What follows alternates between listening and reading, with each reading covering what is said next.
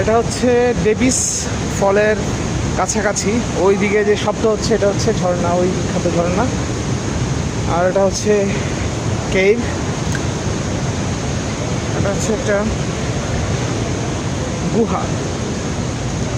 এখানে অনেক তাদের পুরনো দেবদেবীদের মন্দির আছে, মূর্তি আছে। এখানে বেশিরভাগই ফরেনার।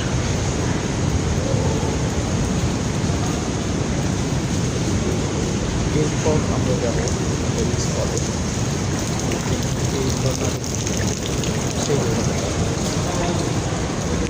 এখানে হচ্ছে সবাই পাথর একটার উপর একটা রাখে।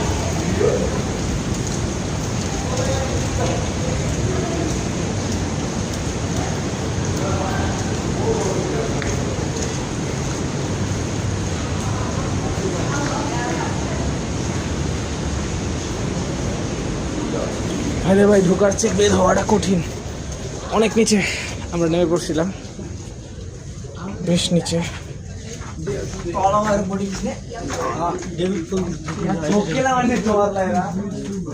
এরপরে যাবো দেবিস ফল।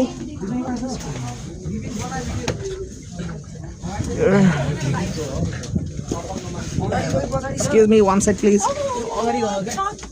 One side. एक के पीछे आइए।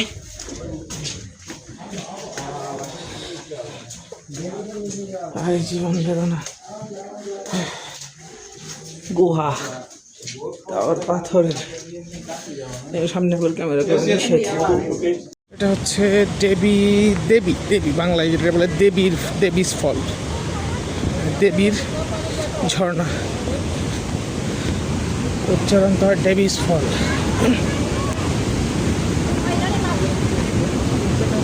এখন এদিক দিয়ে পানি আসতেছে, কিন্তু কোথায় যেতেছে কেউ জানে না।